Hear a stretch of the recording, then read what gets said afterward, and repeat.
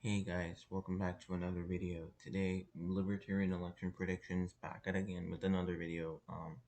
I'm sorry guys, I have not been uploading. I think my most recent one was September 24th, and that is when I celebrated 50 subscribers. So thank you guys again for 50 subscribers. We're right now at 52 subscribers, so let's get the subs up. So guys, I'll tell you why I haven't uploaded. It's been very stressful. I'm a junior in high school, and man, it's so stressful. This like the year everything counts, so I really don't want to mess up this year. But anyway, guys, I have a lot of AP classes to take, and you don't want to fail in any of them. So you have to really work a lot, and I think my hardest one is AP Language Arts, and that one is really hard. Excuse me, guys. I'm kind of tired. I woke up around like 7 in the morning. Guys, but it's been stressful. It's been a stressful couple of weeks. Last 2 weeks have been pretty stressful, so I'm sorry guys I haven't been uploading, but since my school I have off today, I decided I'll just do an upload because I know you guys have been hungry for content from me. Anyway guys, so today we will be doing a hypothetical 2024 election between Donald Trump, the former president, and Mark Warner, a current U.S. Senator from the state of Virginia. He's currently serving with Tim Kaine. If you guys recognize who Tim Kaine is, he was the VP nominee for the vice presidential nominee in 2016 for Clinton, but ultimately the Clinton-Kaine ticket were defeated, which I think was the best thing that could have ever happened in the world, even as a Democrat. Because I don't know what a Hillary Clinton administration will look like, but it definitely would have been more war and yeah. So Mark Warner, he's a U.S. senator from Virginia. He's a very popular statewide official in Virginia too. He like in his first election, I think Senate election, he cracked like 65% of the vote. So you know, he's incredibly popular. Like I have the the gubernatorial results. So this is 2001. So you can see Mark Warner won with 52.2% to Mark Earley's 47%. Earley at the time was the attorney general of the state. So you can see, and Mark Warner did win in an unusual way compared to a Democrat. He normally you'd see a Democrat winning up here in Northern Virginia, but literally Mark Warner carried only one county, and that is Fairfax County. But you can see it's a lot of blue here, especially in Southwest Virginia. It was pretty blue at the time and under Mark Warner. So you can clearly see Mark Warner did not win by traditional means for a Democrat. So that means Mark Warner has a lot of rural appeal, so that can really help him in Appalachia. Although it's not the same as 2001, but he still has that appeal somehow.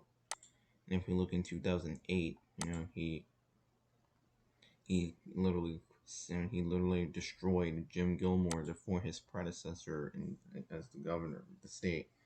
So you can say Mark Warner is extremely popular throughout the state. He actually did run in 1996, I believe, but he was defeated by the incumbent Senator John Warner. So you can see Fairfax voted red, but Warner did very well in rural Virginia, especially this Lee County in the Southwest. He did extremely well. So the main reason he lost was due to the Northern Virginia suburbs, and the Virginia Beach area turned out heavily for Warner. So for John Warner, his predecessor, Mark Warner is not related to John Warner, but this was John Warner's final term, and then Mark Warner's first term. So you can see Mark Warner is an incredibly popular statewide official in Virginia. So anyway, guys, if you see all this swaths of red, that is the safe states for Donald Trump. So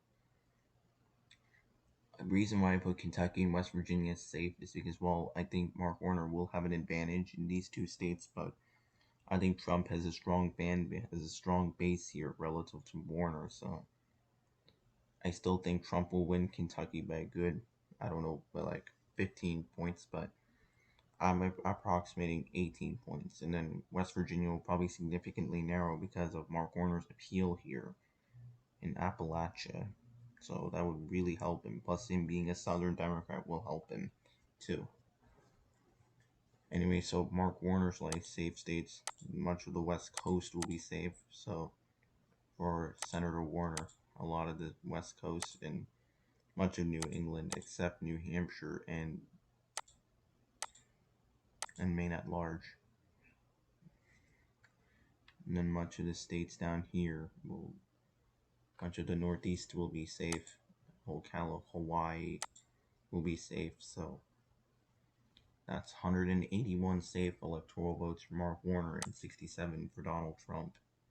So Mark Warner's likely states. Actually, I think in this case Virginia might be safe because Mark Warner is incredibly popular throughout the state. So I think Virginia might be safe. In that case, Colorado might be safe. So I think Mark Warner is a very strong candidate that the Democrats could run. Oops. I think Mark Warner is an extremely strong candidate that the Democrats can run because he will not only solidify Virginia, but solidify Colorado, but Warner could take advantage of the fact that about trends, he could take advantage of it. So, Trump's likely states, probably see Louisiana and Mississippi and South Carolina being likely states. I would say Warner does a better here because since he's from the South, so I think he'd appeal a lot better to conservatives in the South, especially him being very, very, very, very moderate as a Democrat, and being a very excuse me guys, being a very moderate Democrat candidate. So I think he's gonna really help. He's gonna appeal very well. I probably see Indiana being likely. I think Mark Warner would do better in rural Indiana, but Trump is very popular in Indiana too, so it's more like a rural versus rural. It's more in the rural areas, but in the end of the day, I think I see Trump winning Indiana by about 12 points against Mark Warner. I probably see Missouri. That's going to be likely, even though I think Mark Warner would appeal better to social conservatives and in rural areas, but I think Missouri is just too conservative for Mark Warner to win. This isn't like 2000 anymore. This is like 2024. So, but I do think Missouri could narrow down if someone like Mark Warner runs, unlike if you run Bernie, but that's a completely different story. Obviously, Nebraska first. I think that's self-explanatory. The district itself, I think, is got a lot bluer than it did in 2016. So, plus exurban areas are also trending blue too. So, probably Kansas, I could see Mark Warner doing very well with rural Kansans. I don't know what it's called, but with rural Kansas voters. And probably Alaska will be likely for Trump, as Alaska is still a Republican state, but it is still trending blue, so I think like Mark Warner could appeal very well. Although, not to say that Mark Warner has his own controversies, like he's very wealthy too, so I think Trump could use that against him, but the same thing Warner could use against Trump too, so. Oh, one more likely state, Montana will be likely for Trump. I think Mark Warner will make inroads into rural Montana, but Montana will still keep its Republican identity. So Warner's likely states include Minnesota, New Hampshire, Maine at large, New Mexico, and I think that's it. Maybe Michigan. I don't know. Actually, let's not keep. I'm probably not Michigan.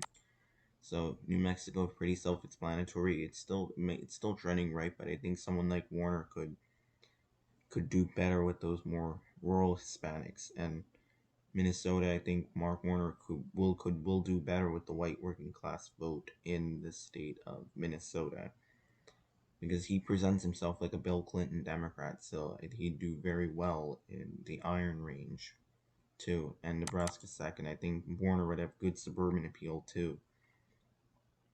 And if you look, so Mark Warner did not win the first time, winning the suburbs. He won the rural areas, so So you can't necessarily call him an elitist or out of touch liberal because he won with rural voters. Same thing in 2008. Though in 2014 times are different, but that was amidst a very big Republican sweep, but Warner was still very popular enough. But at least he eliminated Gillespie in Southwest Virginia, and then Mark Warner wins easily with 56%. So, but he still did lose from a lot of counties that voted for him in the past. Like you can see a big difference, in the map going from 19 years ago. This was the map, so it's a big difference. But sure, Warner did lose a lot of support, but Trump was on the ballot too, so that helped him. But I think if Trump wasn't on the ballot, then I think Warner would do a lot better in rural Virginia and in rural areas in particular. And that's pretty much it for Mark Warner's likely states. Donald Trump's lean states. He doesn't have that many. I'd probably say Maine's second would probably lean. Maine second, Iowa, and probably Ohio would all lean in favor of Trump. Maine second, I think, while it's still in play, as the people there still re-elected Jared Golden by 7 points, but it's like nothing is gone until they start really voting those people like Jared Golden out. But again, I think it's still gotten too conservative, and if someone like Trump will probably sweep it. But against someone like Mark Warner, I do not see Trump easily taking the rural areas as much as he'd like to. And probably Iowa and Ohio, same thing. I think Mark Warner will do a lot better compared to other Democrats in rural areas, given how he's done in Virginia, his home state of Virginia. But again, I think these states are just too rural for Mark Warner to win in modern days. I think if this was 2000, then I think he would have a better shot at taking these states against Bush. He'd have a better shot. And probably I think Texas would be the final lean state for Trump. Texas, well, it is trending blue overall. I think Warner would make a lot of big inroads in the rural areas. I think he'd get especially in very rural, very conservative North Texas. I think he'll get 20-25% of the vote. But overall, I think Texas still has a Republican identity to it. But it really depends on Mark Warner's stance on guns. When I researched him, he's more on moderate on the guns, but he does endorse gun control, so that could hurt him in Texas, especially a state like Texas. Really, the people there really like their guns, so that's the rhetoric Beto did not realize, is that you should not run an "I will take your guns away" kind of thing, because especially in the West, how guns are really a primary issue. So yeah, but I think at the end of the day, Trump will probably win Texas by about 3-4 against someone like Mark Warner. And I'm debating whether to put Florida in lean or tilt, but let's just be nice and let's just give Trump the state of Florida. I think he will do worse. Maybe I would say 1 to 2 points he'll carry Florida, because since Florida is Trump's home state, so I think Trump has the advantage in the state of Florida. But again, Mark Warner is a relatively moderate Democrat. He's not a Bernie Sanders Democrat or AOC Democrat, so I don't think Trump could use socialism. Plus, Mark Warner is an excellent campaigner too, so you can't really use socialism against Mark Warner. Maybe if you were running against Bernie, yeah, you attack him, call him a socialist, but Bernie's not a socialist. If you look at his positions, those are commonly accepted centrist global policies like social democrats would support. Anyway, guys, we're now down to the final few states: Nevada, Arizona, Georgia, North Carolina, Pennsylvania, Michigan, and Wisconsin. So Warner's lean states, I would probably say Wisconsin, Michigan, and Pennsylvania. And with Pennsylvania, Mark Warner officially wins the election. So all these states, they would lean in favor of Warner. because I think Warner would do a lot better with the white working class vote in a lot of these states. But I think Trump and Warner would be very competitive in with the white working class voters. But I think in the end of the day, Michigan and Pennsylvania are overall more urban than a state like Wisconsin. So probably I see Michigan and Pennsylvania voting for Warner by about 4 to 5 in the case of Michigan, and 2 to 3 in the case of Pennsylvania, and maybe Wisconsin 1 to 2, about the same as Florida votes for Trump. So Mark Warner has won the election, with the tipping point state being Pennsylvania. And probably I would say North Carolina would be lean. Mark Warner comes from Virginia, so I think he'd appeal a lot well to North Carolina too, because it's neighboring state advantage. So I think Warner would appeal very well to the rural voters in North Carolina.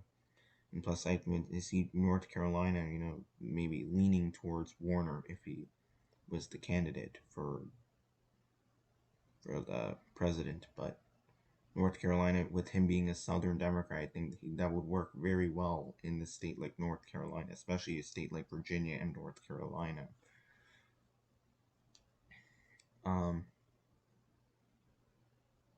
I don't think I would say Mark Warner is any tilt states. I'd probably think Georgia and. Oops, guys, my mouse is not. Oops. Whoopsie daisy. My bad. My mouse isn't clicking for some reason, but I'm probably assuming Georgia will probably tilt and Arizona will lean in favor of Mark Warner. Like, I think Georgia is still going to be relatively close, given how Georgia still has a lot of rural areas too. So I think it's going to be very close, but I think Mark Warner will have the edge in the end of the day, because Trump is relatively unpopular, is quite unpopular in the state of Georgia. Plus, given how he was the first Republican to lose Georgia in like over 20 years, so Mark Warner being a Southern Democrat will really help him. Like, not like a Dixiecrat, but I think he can make inroads into North Georgia and South Georgia, which will hurt Trump even further. So I could arguably put Georgia as a lean Democrat state, but I'm just being generous to Trump in this case. I don't want to look too left wing, nor do I want to look too right wing.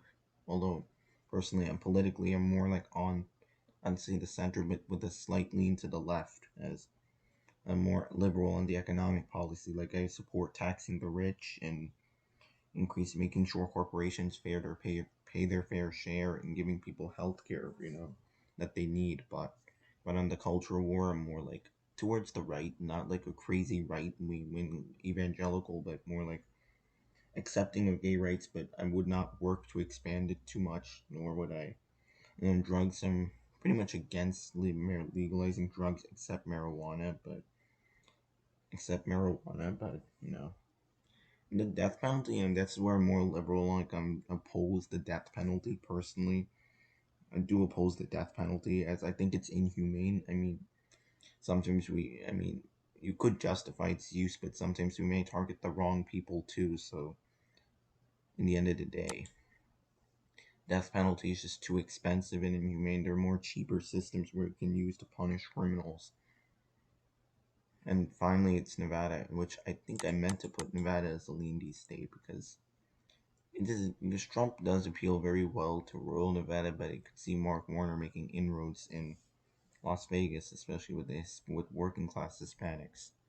But guys, I don't have too much information on Mark Warner, because he's low key. You don't really hear about him much in the news, but I would say Mark Warner would be an excellent candidate, would be a top tier candidate for the Democrats, as he not only would have suburban appeal now, but rural appeal too. Although the first time he did not win with the suburbs, he won with the rural voters.